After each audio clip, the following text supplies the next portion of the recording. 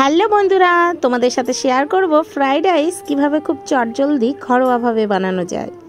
Hello বন্ধুরা, welcome to my channel Rinku daily blogs. আমার daily blogs চ্যানেলে আজকে শেয়ার করব ফ্রাইড রাইস রান্না করা। তো ফ্রাইড রাইস আমরা সবাই রান্না করতে পারি কম বেশি, তো আমি এইভাবে রান্না করি আর সেটাই তোমাদের সাথে শেয়ার করব। ভালো লাগলে অবশ্যই কমেন্ট করে লাইক দিয়ে ভিডিওটা ফুল ওয়াচ করো। তো আমি ফ্রাইড রাইসটি রান্না করছি রাত্রেবেলায়, আর আমার ঘরের আলো খুব কম থাকায় পিকচার কোয়ালিটি অনেকটাই ভালো হয়নি, যার জন্য আমি ক্ষমা প্রার্থী। তো দেখা যাবে, কোনো অসুবিধা নেই। আর দেখো ফ্রাইড রাইসের জন্য যা যা লাগে, এখানে আমি বিনস নিইনি, গ্রেট করে নিয়েছি গাজর কুচি, আর এখানে দেখো ক্যাপসিকাম, টমেটো, আদা কুচি করে নিয়েছি লঙ্কা কুচি, আর কিছু নিয়েছি কাজু বাদাম, কিশমিশ, আর একটা ঘিয়ের কৌটো। আর এখানে দেখো এটা 1 কেজি চালের প্যাকেট আছে, এটা একটা বাসমতি রাইস, খুব সুন্দর স্মেল এই রাইসটার। আর আমি রান্না করব মোটামুটি 250 গ্রামের মতো, সেই আন্দাজে কিন্তু আমি সব সবজিগুলোকে গ্রেট করে নিয়েছি। এবার দেখো আমি চালটাকে ঢেলে নেব। তো চালটাকে ঢেলে আমি কিন্তু সামান্য একটু হলুদ আর সাদা তেল কয়েক ফোঁটা দিয়ে চালটাকে মাখিয়ে নেব। তাতে কি হবে, যখন আমি রান্না করব চালটা কখনো কিন্তু গায়ে গায়ে লেগে যাবে না। যদিও এটা বাসমতি রাইস, আর এই পদ্ধতিটা কিন্তু আমি যখন কোনো গোবিন্দভোগ চাল বা চিনিয়াতর চাল দিয়ে অনেক সময় করি পোলাও টাইপের, তখন কিন্তু একটু হলুদ আর একটু তেল দিয়ে মাখিয়ে নিলে চালটা লাগে না। আর এখানে দেখো আমি এই সাদা তেলটা মানে সয়াবিন অয়েলটা ঢেলে নিচ্ছি।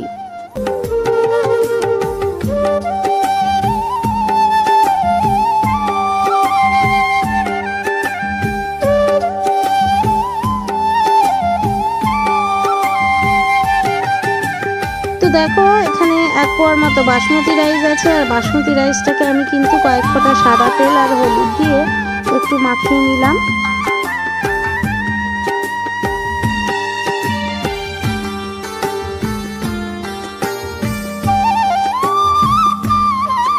দেখো জলের হাঁড়ি রেডি করে নিয়েছি যেখানে ভাতটা হবে, আর এটা বসিয়ে দিয়েছি। আর এদিকে দেখো আমার সব কিছু রেডি। এই যে গোটা গরম মশলা রয়েছে এখানে, এলাচ আর দারচিনি, এটা কিন্তু আমি দিয়ে দেব জলের মধ্যে, কারণ এই জলটা একটু যখন গরম হবে তখন আমি রাইসটা এর মধ্যে ছেড়ে দেব।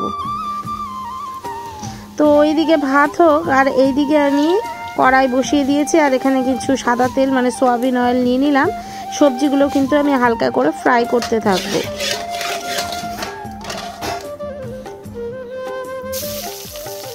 প্রথমেই আমি দিয়ে দিলাম কিছু ক্যাপসিকাম কুচি, কেটে রাখা ক্যাপসিকাম কিন্তু গ্রেটার দিয়ে কাটার কোনো প্রয়োজন হয় না, কারণ এটা খুবই নরম, ভাজলেই কিন্তু অনেকটাই নরম হয়ে যায়। তো ক্যাপসিকামগুলো হালকা করে ভেজে সরিয়ে রাখবো।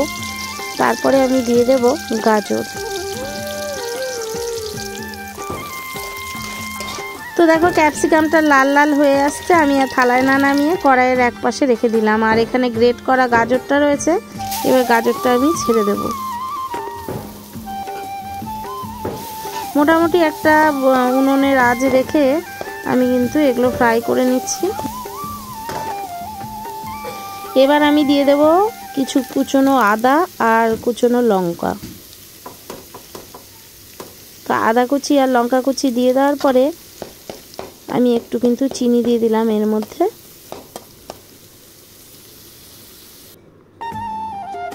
তো দেখো আমার এগুলো ফ্রাই হয়ে এসছে, আর এখানে আমি শেষে দিয়ে দিলাম টমেটো, কিছু কেটে রাখা টমেটো। আর দেখো জলটা আমার ফুটছে, আর এখানে আমি কিন্তু বাসমতি রাইসটা এবার ছেড়ে দেব।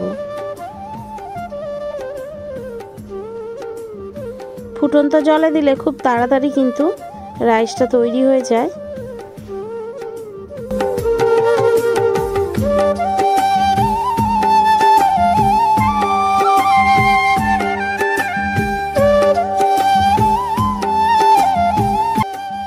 দেখো প্রায় হয়ে এসছে, আর 1 থেকে 2 মিনিটের মধ্যে আমি কিন্তু নামিয়ে নেব। আর নামানোর সময় এটা একটা চালনি দিয়ে আমি ছেঁকে নেব, তাহলে এটার মধ্যে জলটা আর থাকবে না। তো এই চালনির মধ্যে দেখো আমি ভাতটা এখন ঢেলে দেবো।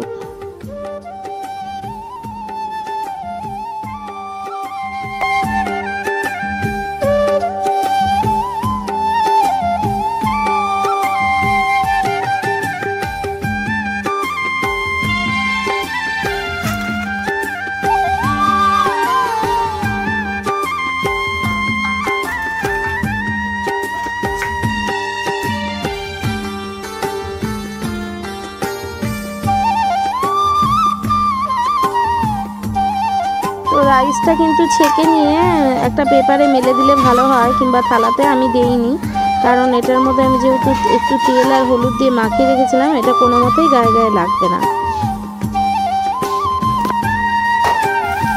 এবার দেখো আমি এখানে কিন্তু আমার এটা তৈরি হয়ে গেছে। এবার এখানে আমি রাইসটাকে ছেড়ে দেবো।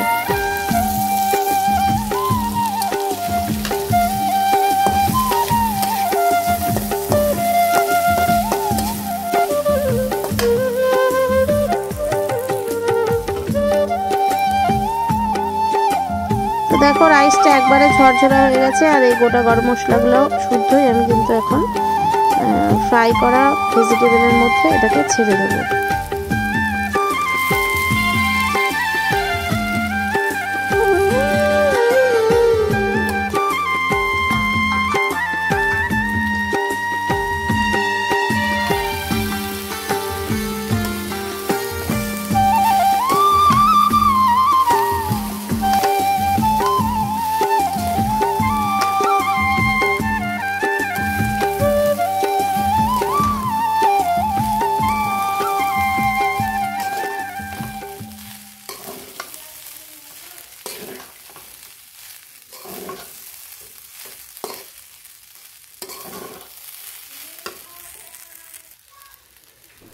এবারে দেখো ওই যে ভিজিয়ে রেখেছিলাম কাজুগুলো দিয়ে দেব, আর সাথে একটু কিশমিশও দিয়ে দেব।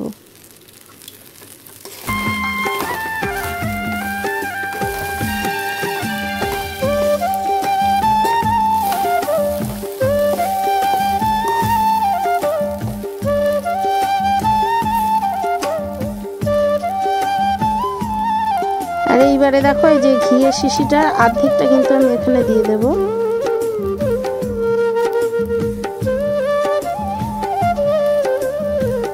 যে যেরকম স্পাইসি খেতে চাও আর যে যেরকম ঘি খেতে চাও সেইভাবে কিন্তু পরিমাণ মাপে দিলেই হবে। তো ঘিটা দিয়ে আমি একটু নাড়াচাড়া করে নেব, আর নামানোর সময় আমি সামান্য একটু গুঁড়ো মশলা দিয়ে দেবো। যেহেতু আমি আগে এলাচ আর দারচিনি দিয়ে আমি জলটা ফুটিয়ে নিয়েছি, সেহেতু আর বিশেষ কোনো গরম মশলার কিন্তু প্রয়োজন হবে না।